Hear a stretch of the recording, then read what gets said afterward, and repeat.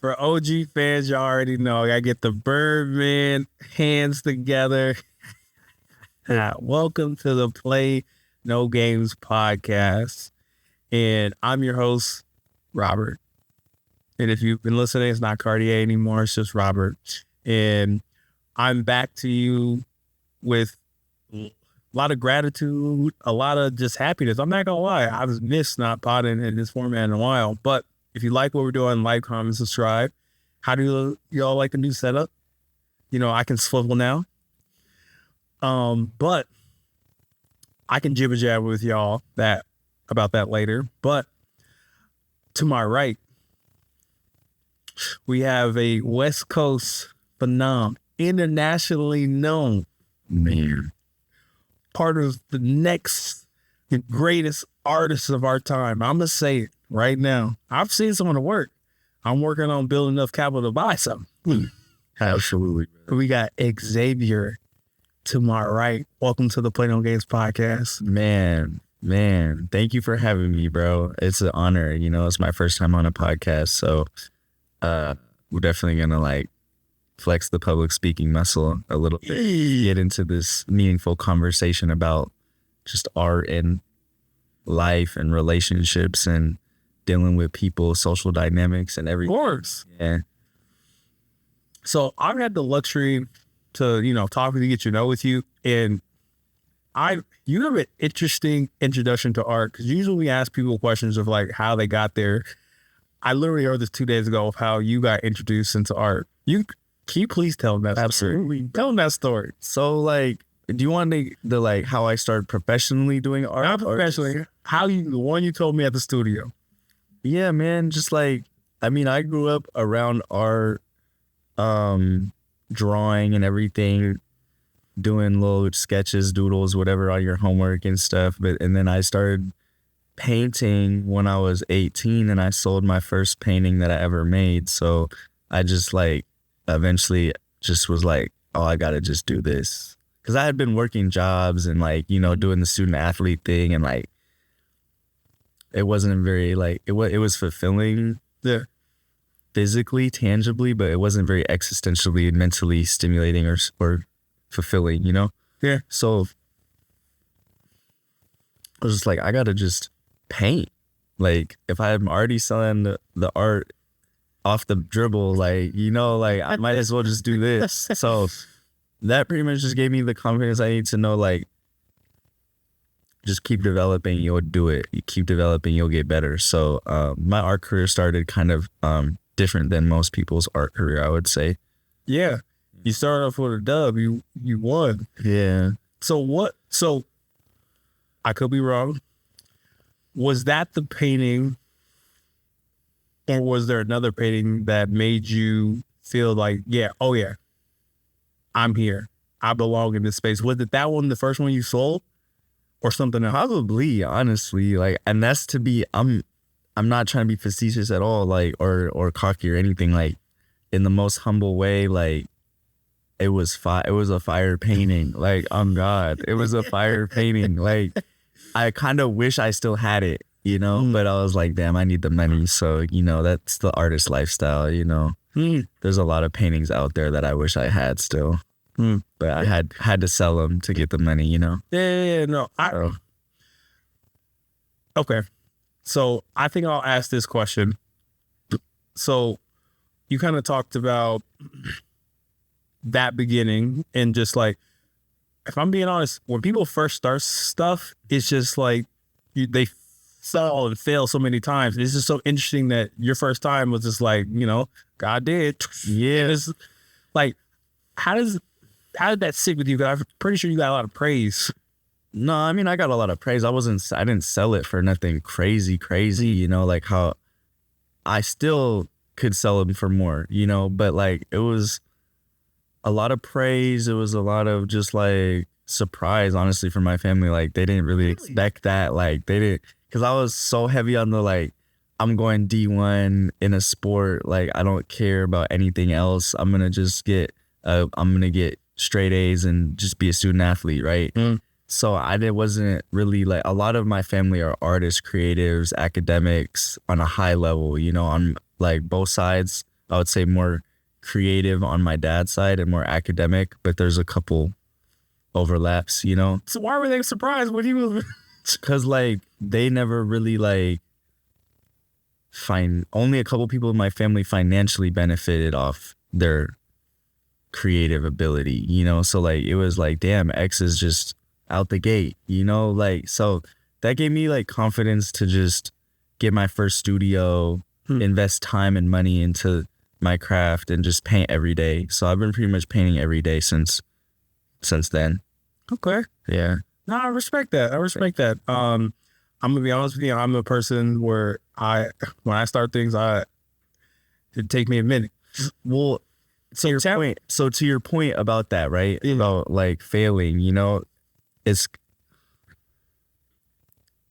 not like I didn't fail. Like, it's not really failure. Like, failure doesn't really exist, you know, especially in art. Like, the only failure you have is like your own preconceived like notion of what you're trying to achieve and whether or not you hit the mark on that, right? But just because you didn't hit that mark doesn't mean that like the order of operations it take to get to that mark you think you didn't hit won't propel you to the mark that you do want to hit. So like I'm honestly not failing, but just learning lessons more now than I did at the beginning of my art career. Because at the beginning of my art career, it was easy. I was selling art, making art. People were paying for my studio. People were whatever. What do you need? This, that, the third. And now it's more like, oh, X got it. And it's been harder since people think that than it was at the beginning to me. And that it's different for everybody, regardless of art or science or academics, sports, whatever you're doing. But I would say I learned more lessons in art recently than I did at the beginning of my art career. Because at the beginning of my art career, it's just the techniques that you're learning. And I'm always still learning techniques, but now it's more like how to fulfill yourself as a full artist. Yeah. And that's not all technical. Technical aesthetics are a part of that, but a lot of that has nothing to do with the time you're spending making the art. Once again, you talk like you're 40. So you sound like you've been to a few lives. Oh, I have, man. Already, man. I'm only 24. And it's like, that's the trippy thing when I was hanging out with you, where the years of how you explain like the growth of how you got to this place with your art. So it makes me kind of think maybe people can assume and think that you have like an ego. And it seems like even when that success was instant, you didn't let it go to your head. And I'm just curious, how did you balance your ego in your early beginnings to now? Absolutely. I'm not going to get on the podcast and lie to y'all though. Like, I don't have an ego, like, you know, and I'm not going to get on the podcast and lie. Like, when I started getting money off art, it didn't boost my ego. And I think that that's like another important lesson, especially for like young people who maybe figure something out or like are getting into a new higher paying career or figure their side hustle out to make it their main hustle, whatever, you know, young people coming into money. Like, it's like a lot of us were not taught. People be like, oh, you should do this, you should do that with your money, but we're not actually taught literacy in that. So I would say that like my ego went up at the beginning of my career, and then it gets tested when you have to maintain all the shit you've already done at such a young, early stage in your career, you know? So like, especially in art, like anybody that tells you that art is not competitive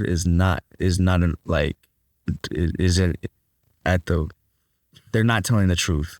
Like, because the art world is competitive. Like, so like, how would I say that?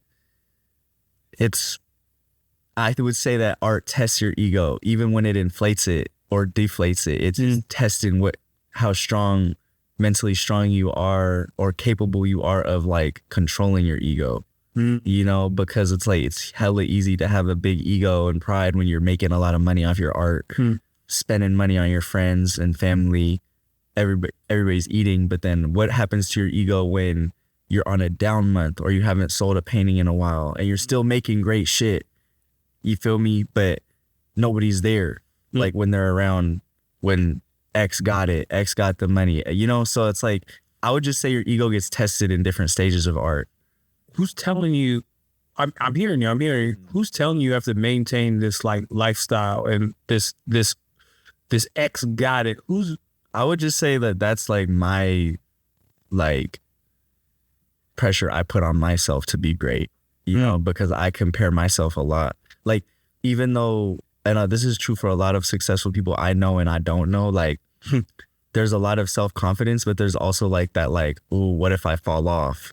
What if I like, what if I what if they don't fuck with me no more? So then I think that's like the fire I have burning behind me to like, honestly, it's like, the bottom line is I want to be great, you know? And like, I am great, but it does take tangible things that you have to do in the world so that the world considers you great. Because it's one thing, my family, a lot of people in my family on my dad's side, especially, like, they are objectively great at writing, rapping, making beats, art, music, piano, but they don't got nothing to show for it.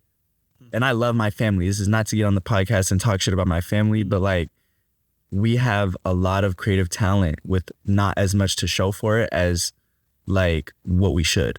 You feel me? So I feel like that also puts a lot of pressure on me, being like the young generation of not only my family, but the world. Like, I have to not only be great, but also have something to show for it, which takes participation in this game that doesn't exist. The game doesn't exist, but like, in order to be relevant in the quote unquote real world or the industry, you have to participate. And I think that's where most of the pressure comes, is like the participation in the art industry, the art world, quote unquote, the shit that has nothing to do with actually painting, you know? So, yeah. So number one, I appreciate you, keeping a buck on the pod. So I'm just gonna go off what you just said. In your early beginnings, right? What about the art world swallowed you? That kind of made you feed into that ego, where it's kind of like, maybe it was a little pitfall, a little scuff up, a little trip. Like, I think that's important to like understand, because I'm looking at the X now. I see the beard, I see the growth, like, but for young artists, I don't think they understand, X got it, the talent of the family. That's two pressures, like compacting trash, like in the trash bucket, like it's a lot. Well, bro, and also it's like you said how art has tested me. Like, man, like, I attach a lot of value, like, because of the way my art career started, with is like painting, selling, doing shows, people putting me on opportunities, like people mentoring me. I think that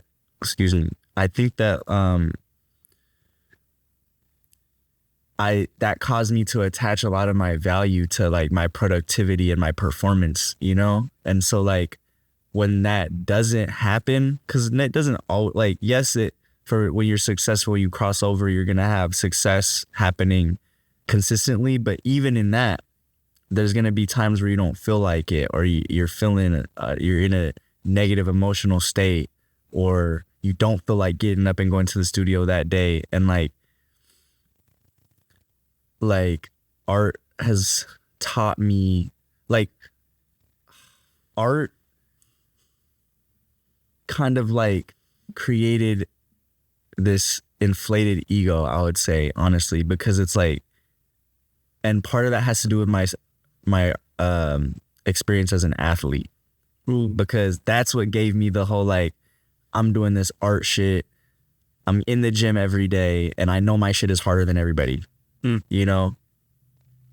That's the fire that fuels the great paintings, but it also comes with a dark side of like, what's going on in your mind when you don't think you're performing on the level you should be, or like, Yeah. Now, how I am taking that in. Do you feel that in at least just your earlier parts of your career, do you feel like people who've been like seasoned in the industry, do you think they took advantage of that with trying to Absolutely.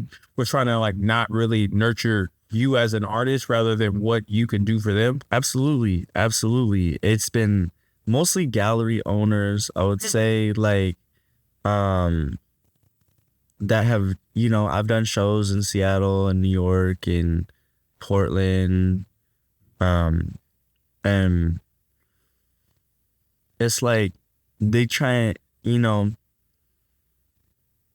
they know that you sell your shit on your own. So it's a benefit to them to try and attach themselves to that, right? And I'm grateful for all the opportunities I've gotten to have shows in all the galleries I've done shows in, but like there's definitely been some faulty like business practices that have attempted to happen, but it's just about you having boundaries and you not letting somebody take advantage of you because of your age. And that confidence comes from, I know I paint every day. I know my paintings are great. So you're not finna play with me.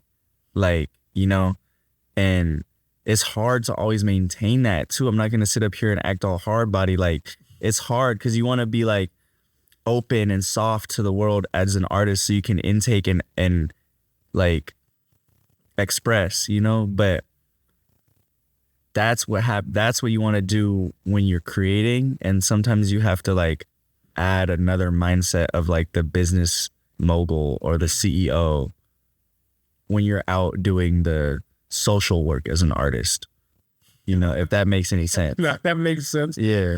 I wish, and I have to actually give a shout out to my older cousin. Like he was teaching me how to navigate and to network, you know, in the nightlife downtown. And he taught me the game. I really wish I would have had that realization and put it more into practice where like, I would say on the social end, I was able to navigate and move differently than most people from my 21 to like 27. I saw that he put me on that. I really wish I would have melded that together a little bit more with my craft. Yeah. Where it's kind of like, I'm doing that now and paying for it on the end. And it seems like, I mean, like, you know your worth, but also at the same time, having that boundary. Yeah. And that leads me to really just want to ask you and try this for me, okay? I want you to think in your mind right now of someone who should be creating art. So when you have that person, let me know. Like somebody I know? Somebody you know. Who should be creating art and they're not? Yeah. Let me know when you got that person in your mind. Ooh.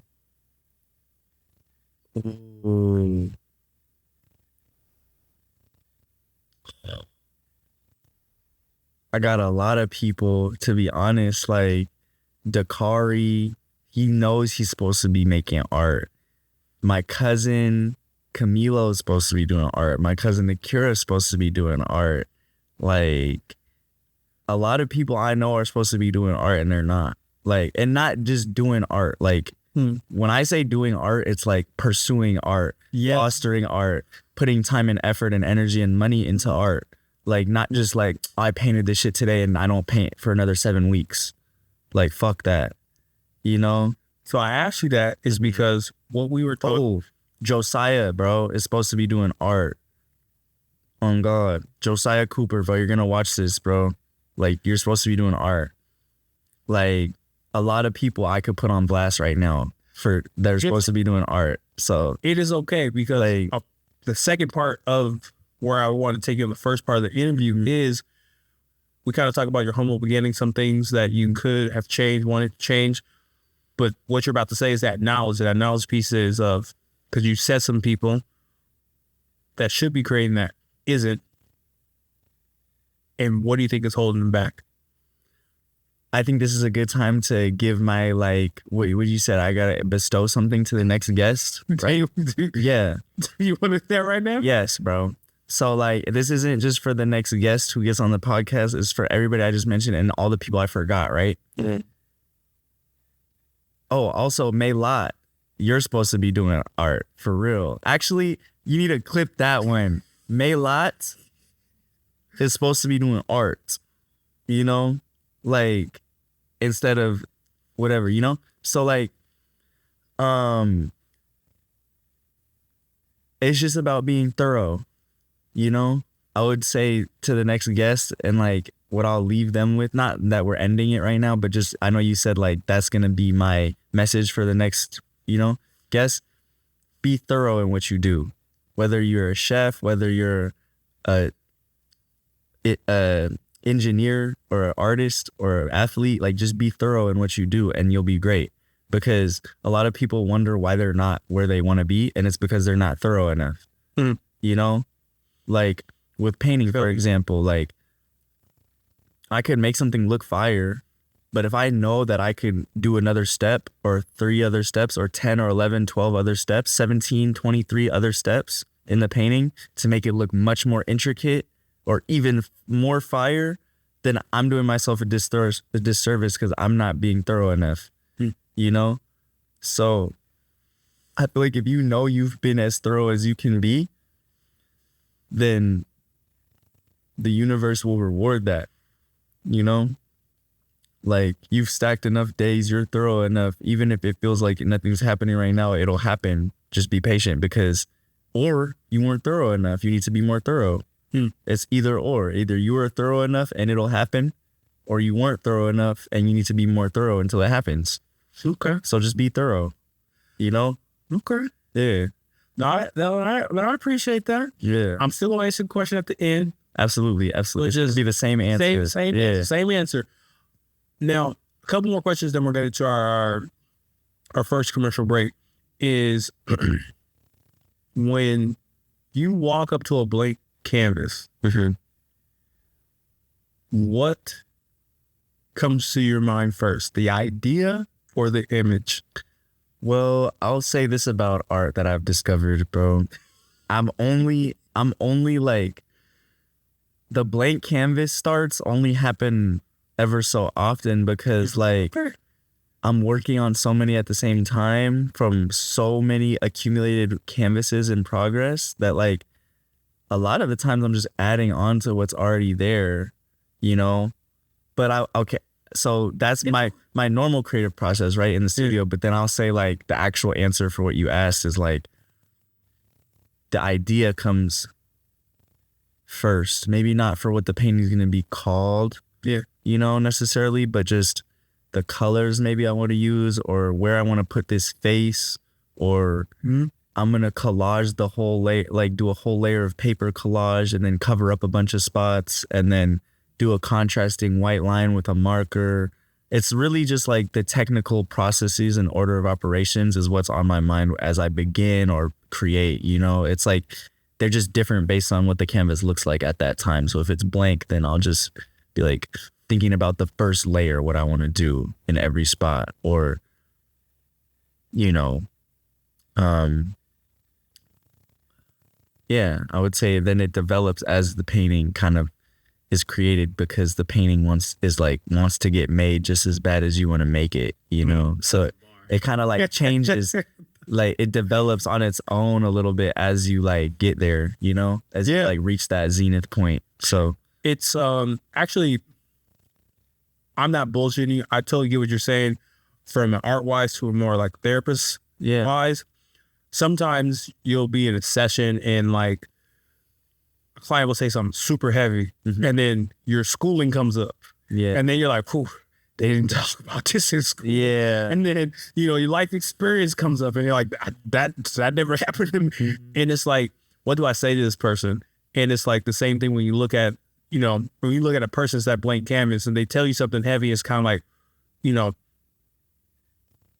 it just comes to you. You just start to like, you just paint the stroke of like, what does this person not to sugarcoat things for them, but like what will put them at peace. So I really vibe with that because I even see that type of like artistry in what I do. And I think the closes out of the first part of the interview is, I had the luxury of going to your studio and I got to see your sanctuary of how you like your process. Is there any rituals that you have to do to get started before you look at that canvas? Yeah, I eat broccoli before I paint. And like, and then I would just say like, I would just say it's that painting is the ritual, bro. Like that's really my answer is like painting is the ritual, bro. Like, that has to be done every day.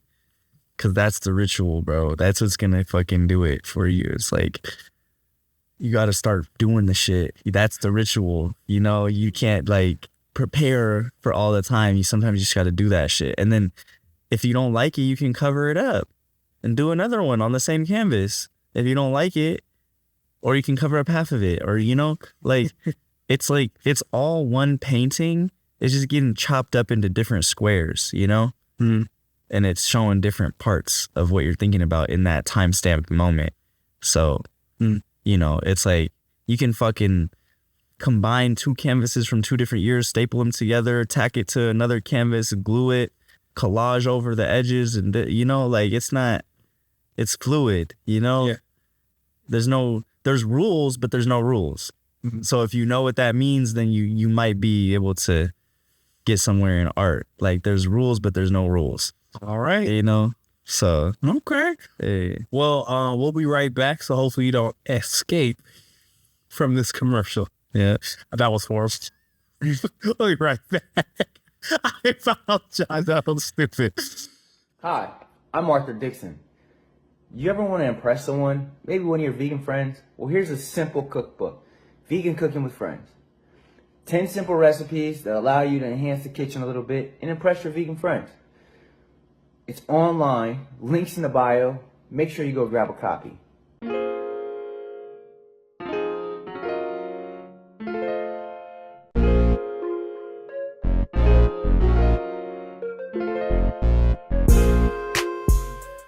We're back.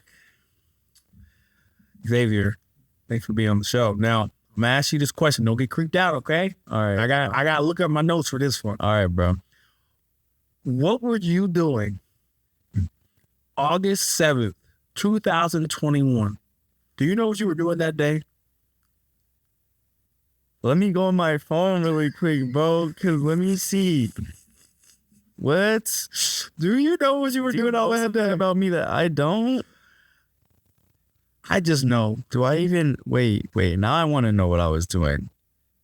I want to know. Well, August 7th, I was in New York.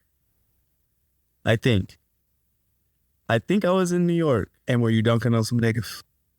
Wait. Oh, no. I was in Denver dunking on niggas. Actually, yes. Yes, bro. I don't remember what I was doing. I was like, what? I was either in New York, Phoenix, or Denver in that. I always say that if you can dunk, you can change your life.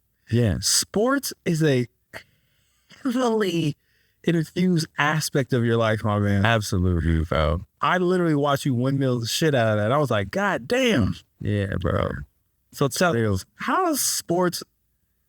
We can't talk about Xavier without talking about sports. Yeah, I mean, sports has always been such a, like, integral part of my life since I was little. Like, my mom made me play sports. She was like, you either gonna run or you're gonna dribble this fucking basketball, or you're not gonna do football though, but you're gonna do something to not be crazy, you know? Like, you're gonna do something to get all your energy out. So I was just playing AAU basketball every year, pretty much for my whole life. So like, you reach a level of understanding of your sport eventually, even if you don't fucking go to the NBA, or like, you know, like I can roll out the basketball and play with people, you know? So then I went senior year, did track for a year, got a D1 scholarship off that for 1 year.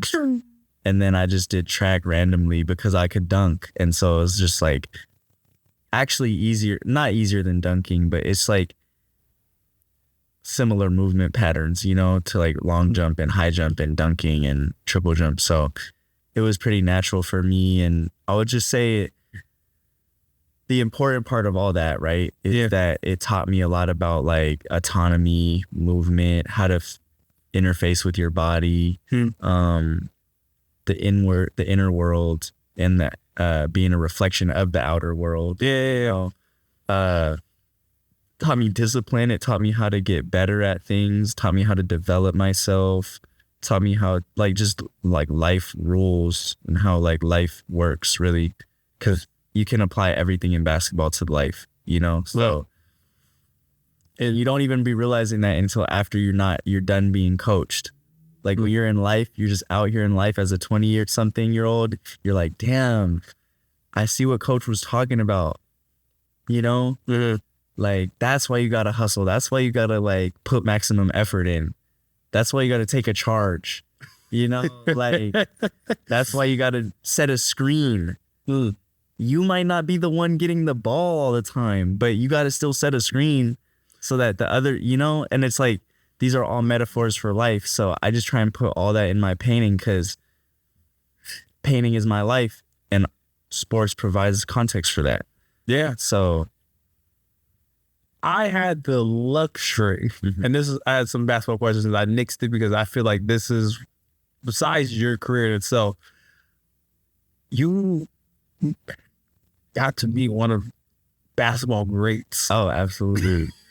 And literally, that is something that I had a couple of basketball greats before. Bro, Kyrie Irving. Absolutely. If you got a chance to meet Kyrie Irving again, two things. Would you be A, do you think you would be able to give him a bucket right now? And two, would you be able to sell a painting to him?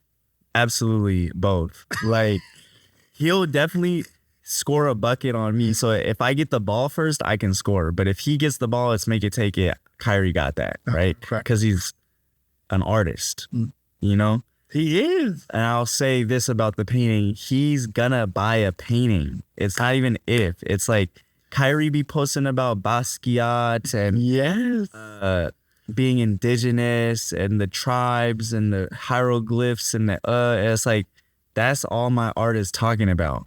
So Kyrie, bro, if you see this, tap in. I got my website live. We are speaking this into existence. So like, yeah, man, me and Kyrie was cool. Just being around like the basketball community in Seattle is very big. Like a lot of, I've played against a lot of NBA players, bro. Like Paolo Banchero. Really? Eason, he's the homie. They both have my paintings.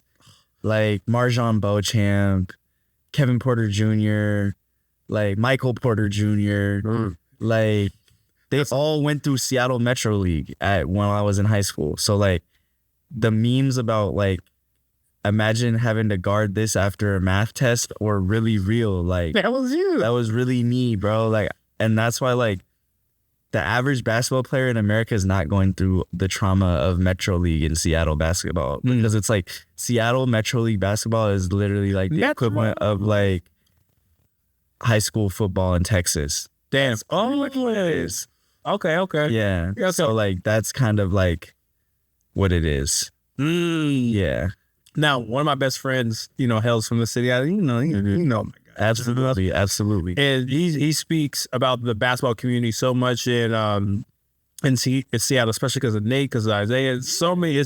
That's the one thing that, even though I'm gonna go super side of topic, it's just kind of like, man, why are the Seattle Supersonics not in y'all city? Like, just because they're haters, bro. Like, it's because of Starbucks, really, if you really want to know. Like, but yeah,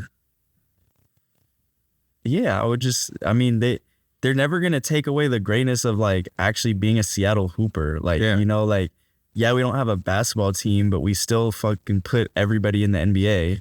Yeah. So like it'd be nice to have a basketball team, but I would rather have the better city of Hoopers than have an NBA team.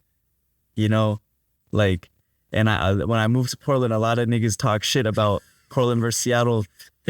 It's not even close, bro. Seattle versus everybody? Seattle versus everybody, bro. You can put Seattle against New York, Texas, Florida, LA, and we'll give buckets, bro, and lock up on defense. So I would just say even the niggas that don't even make it to the league are nice in Seattle.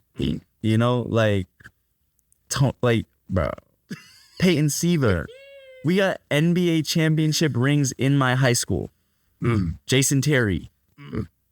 We got Brandon Roy, Portland Trailblazer legend from Seattle Central District. He ain't playing. Like, we got even the kids my age, or the young men my age, bro. Paulo, Tari, Marjon, Noah.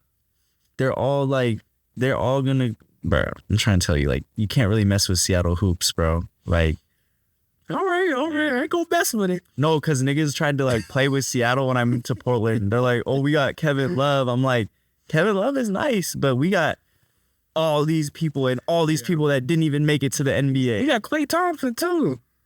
Bro, but we have literally Michael Porter Jr., Kevin Porter Jr. Yeah. Anyways, I get defensive about Seattle basketball, bro. Hey, that's why I at least want to talk about it, because, hey, to have a picture with Kyrie like that, I just know, because, let's just say, I remember meeting Rasheed Wallace here in Portland. It was, like, very memorable for me, so I wish I would have had the consciousness to take a picture. But anywho, I want to bring up that basketball because that pushes to me. When I was partaking in your art, I definitely saw a lot of influences of sports, which I appreciated because that's what I digest. And then one of the things that really like gravitated towards me is like when I look at fine art, right? It's always up to the interpretation. But with a lot of your work, there was like wordplay, like words that obviously fine or greatness, and you usually don't see that. So I kind of wanted to get into your mindset of why is wordplay such a big part of the paintings that you create? Because it's a spectrum and it's a graph. So like you can't always have, well, you can, any artist can do it. Yeah. But like for my creative practice, it's more like I wanted to encompass everything that I interpret, everything that everybody interprets in the world. And it can't all just be color and figures and images, because we deal and we interpret and analyze a lot of text. Literature, that's a form of information. So I want to include every form of information in my art, you know? So it doesn't necessarily have to even be a coherent sentence. It's like I can have stuff crossed out, and just the fact that there's words there is going to make you think about the composition in a different way. I appreciate that from someone when I went to your latest art gallery, where that was like my very first exposure, because, you know, trying to do a good job, wanted, be a good conversationalist, journalist. When I was like, for me, partaking in art, like I have a background, I enjoy it, but like, I'm not gonna lie, I now just have the expectation that I want my fine art to speak to me, speak back to me. And I really appreciate where it kind of helped with the digestion of like, oh, this painting might be going this way, but just having the word power makes it go the whole other way. And it makes it kind of like have that cognitive dissonance, like, what is he trying to mean by this? Yeah. And then on top of it, how you like name it really like puts it to the circle of like, all right, this is what an idea of what it's trying to evoke out of you. So I just want to say, just from an enthusiast, I appreciated the wordplay to guide some of the thoughts, because art is it tells a message. And what do you call it? That also funnels me into my next question is recently, this didn't win best film, but it's okay. Recently, a movie movie was just shot this year, Sinners, and it was a film that was upon layers of art. Yeah. And for you, can you just explain how you create the layers and layers of like art? Because Sinner is a masterpiece. But we can even talk about the message in Sinners, bro, and how it connects to my art, because like that's a message, especially for like African American, specifically like African American cultural evolution and production is like they're talking about ancestral themes, how like epigenetic trauma can show up in our creative endeavors that we don't even understand how it got there, because it happened to us 3 generations ago. And like even the ancestors that were around before we went through the traumas are like carrying us through now. So like I would just say that it's literally just the reason art and painting is easy to me is because I'm supposed to be doing it. It's because my ancestors prayed that I'll be the one to carry our message in this way, So it's like, it's just all about just understanding who you are and where you come from, and also who you're speaking for. And you can speak for the entire world, but are you speaking like for what perspective are you speaking from? My perspective is like that African American, indigenous, mixed race, perspective, but that doesn't mean I can't speak for the whole world, So literally when I was partaking in your art, that the scene that everyone loves about they're in the club, and like we're going through like the years, and like of like how music evolved. That's literally when I was walking through, that's how I felt. That's why I had this question, because I was like, that is it, bro. It's time traveling. It's like my art is pretty much time traveling, because it's like I'm taking history, bunch of history books, writing stuff from history, collaging paper, drawing stuff from history. I'm doing the same thing with the stuff that I'm interpreting now, which is social media, internet, everything I like now, shows, cool shit I see, this.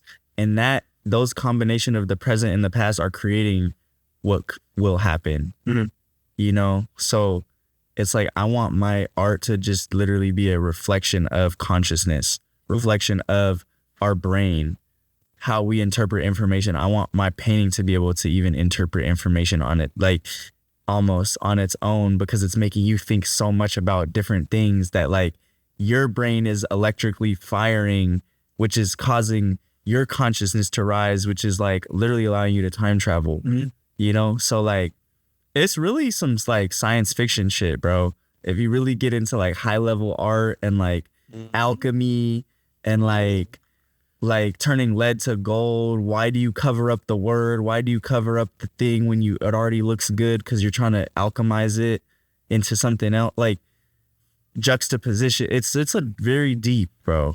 Like, you know, so it's not just like, oh, painting, you know, like it's very deep, bro. You know, it's magic, really. Last question in the second frame, and then I got two more questions after this one, then I'll drive us home. Do you feel the type of pressure? We're talking about the past, present, wording, all that layering. I've heard that you've been compared to Basquiat.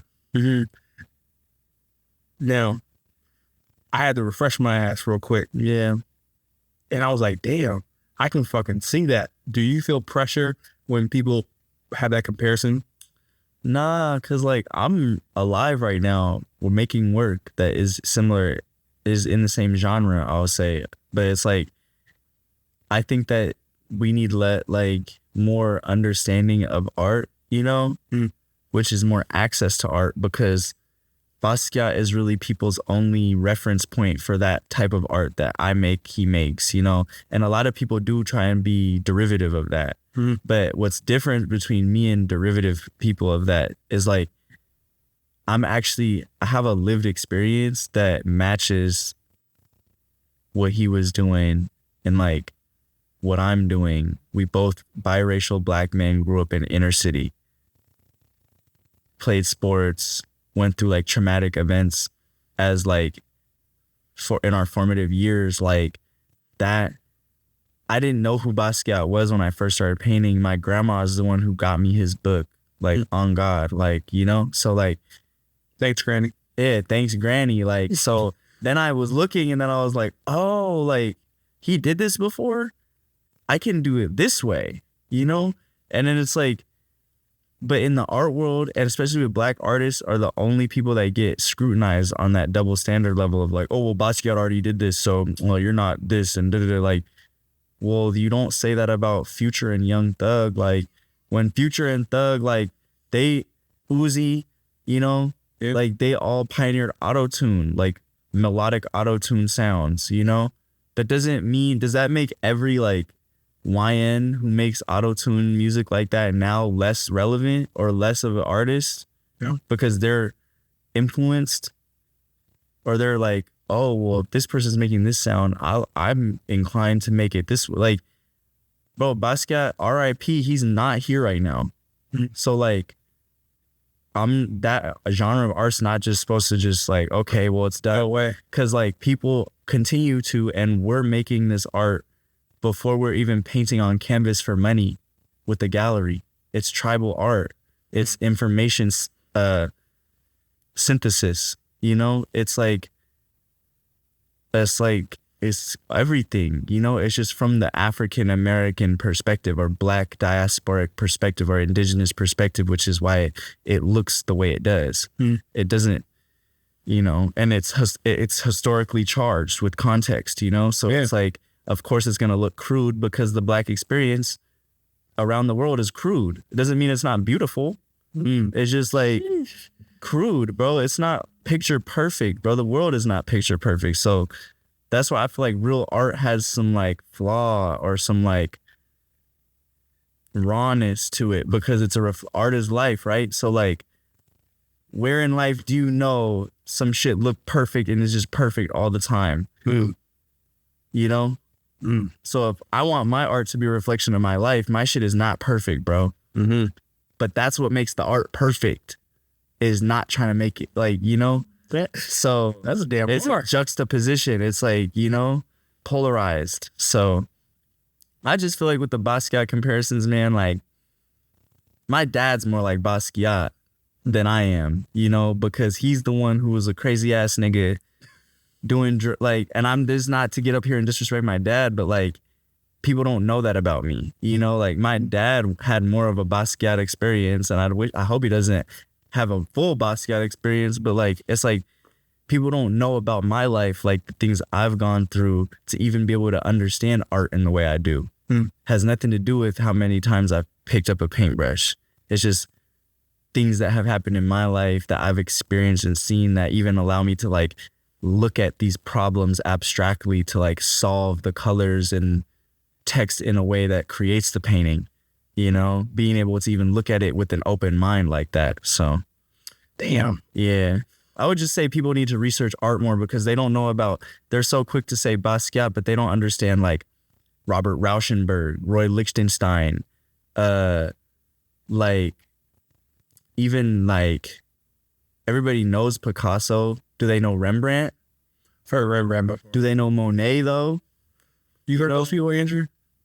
Like, okay, he's a real artist. Yeah, like do you know even contemporary artists like Logan Silv, like, you know, Bryant Giles, like I researched, bro. Like I'm not just copying Basquiat, bro. Like I went to school for this, and even if I didn't, it's still like I just feel like it's diminishing, you know. And it's an honor to get, because he is great, and I do look up to him, and I do want to surpass him, but it's just limiting, you know. So no, I appreciate it. You heard it here first. I could go on about that. Y'all heard it here first. Like I could really go on about that one, bro, because I hear that all the time, and I'm just like, y'all heard it here first.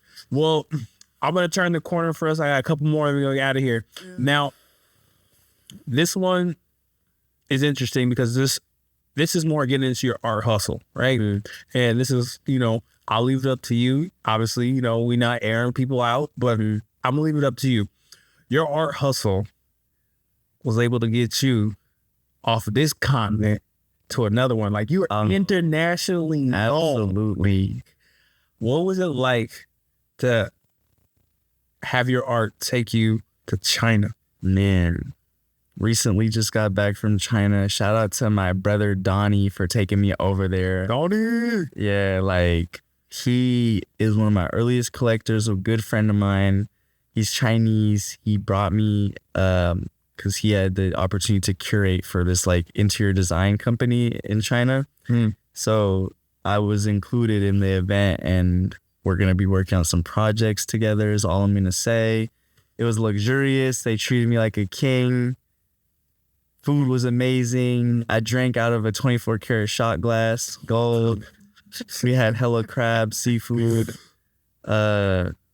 crazy shit, bro. I'm not gonna lie, hella luxurious. No, I appreciate that. Yeah. So when it comes to that, and the reason why I'm just labeling it more like art hustle, right, is because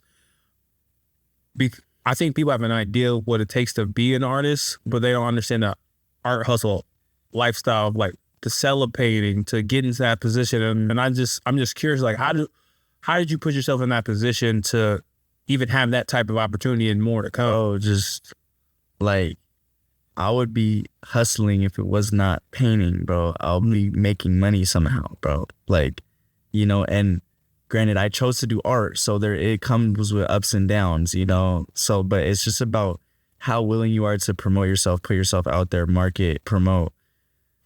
And also, it's a little luck. It's a little like, it's also like asking people for help too. Niggas be trying to be too cool.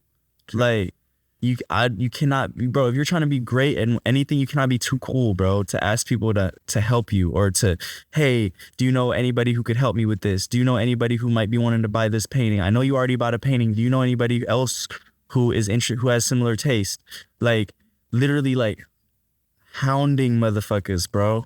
Like, you have to be willing to do that, bro. And like, it's like janky, but it's just part of like participating in the game of art, bro. Like, And do you have that mindset when it comes to building your price around your art? absolutely. Okay. Absolutely. Like, I would say living in Portland definitely made me more humble in my price, because Seattle, I was not having trouble selling for certain prices, but because like artists have to live at the end of the day. So if I get this painting off to you for your budget, I'm still going to fucking do it, even if I don't want to.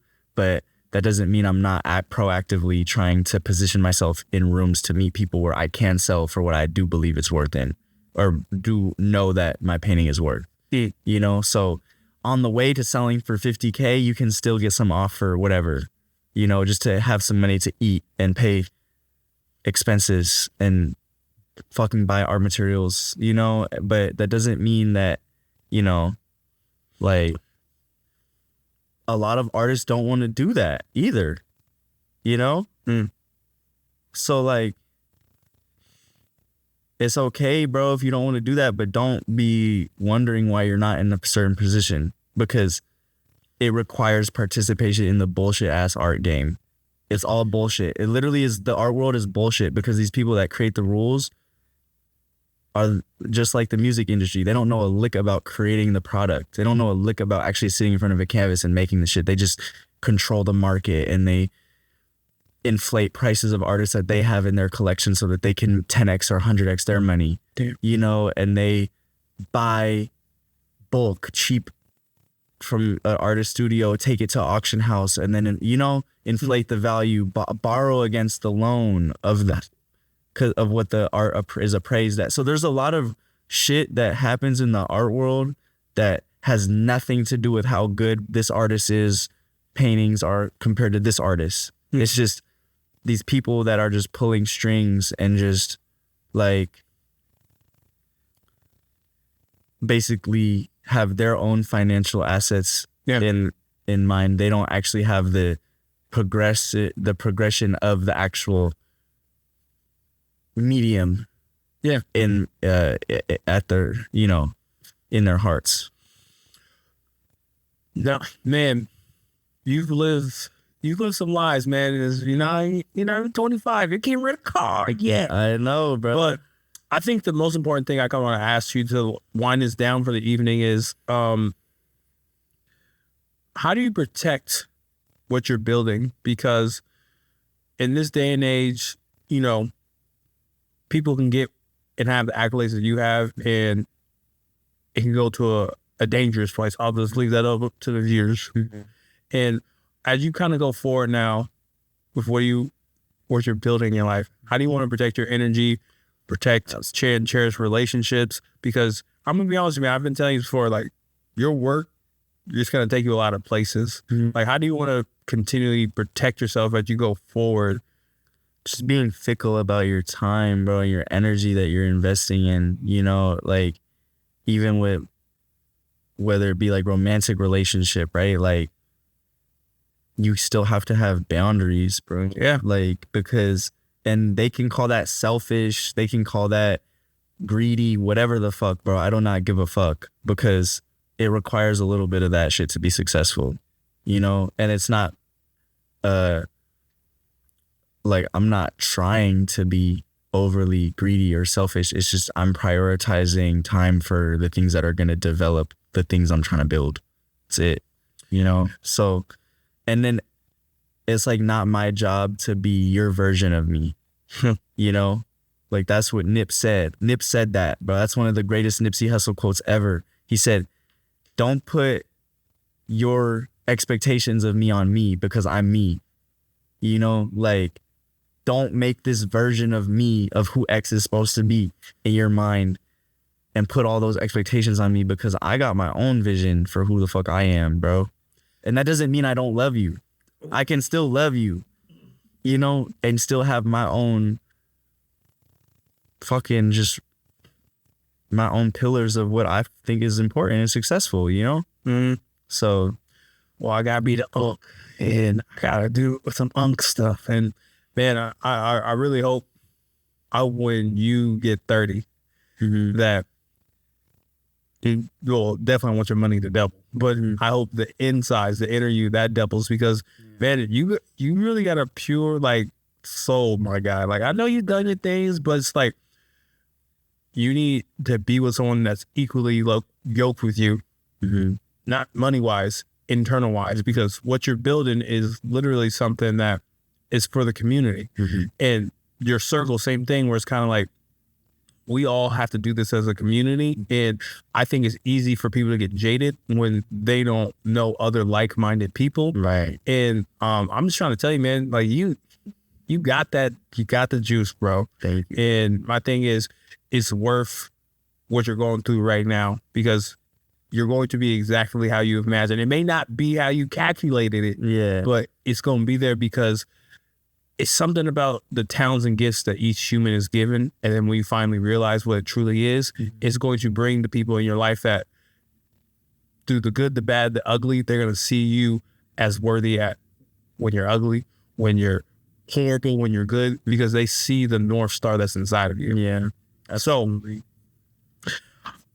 I want to end today with, even though we keep it brief and then I want you to plug everything, is you already talked about it, but in the pod, if you've been on the pod, if you're a guest, we want you to have an offering for the next guest. As you already mentioned it, I wonder if you don't have an issue because you mentioned it, what's the offer you want to give? My offer is my bestowment, my offering, you know, like, is just to be thorough, you know? Just be thorough in what you love to do, you know? Even the things you don't love to do, be thorough in them. Like, it doesn't matter if you're trying to, like, close a deal for $100,000 or take out the motherfucking trash. Damn. Like, you know, just be thorough in the shit, you know? Even the shit, I don't like cleaning, I don't like cooking, but sometimes I got to do that shit because I live with my girl, you know? Or even if it's not my girl, it's like just for yourself. Just do it because it's good for you to do. Like, and then with your career and shit, like, the amount of how thorough you are is going to determine how far you go. You know, that's it. Like, that's it. Well, and you know how thorough you are in what you do. Only you and God. Oh, you feel me? You and God knows. So I'm not trying to like look down on you because, bro, I could be way more thorough in a lot of shit, bro. I'm 24, you know? So, but I just know this from living it, bro, and going through that shit, you know? Likewise. So, yeah, man. I'm gonna work on being thorough myself. And now, my man Xavier, I appreciate your wisdom and knowledge. We can go a lot of different places with this, and I hope with your first podcast you enjoyed yourself. Absolutely. I hope, because I want to be serious, but also we can hang out and chill a little bit. And where can they find you, the work that you do? Absolutely. And I hope this is not the last time you're on the show. Nah, never that, bro. Yeah. So we got a blank space right here. Yeah. Buy something to figure it out. You know, let me know if you, I'm working with most budgets right now. I won't say all, but I'm working with most, bro. So like, you know, artists got to eat too. Hey, I'm gonna pay you what you owe. So look, bro, what I'll say is I just finished my website. Shout out my bro, Andy. www.xray-visions with a s.com. Big S. X-ray-visions, not X-ray, no, XRAY-VISIONS. We're gonna put it in there. Yep. We're gonna put it in there. .com, Instagram at XAVIERRKELLEY, Xavier Kelley. That's pretty much it, bro. My website and my Instagram. Email XRAYKELLEYART@gmail.com. X-Ray Kelley Art. If you're trying to tap in, if you want to schedule a studio visit. Yeah. Studio's nice. And I just cleaned it up a little bit. I'm about to get a shop back. It's looking way more spacious in there. So yeah, man. Thank you for having me, brother. No, I appreciate you, my man. Yeah.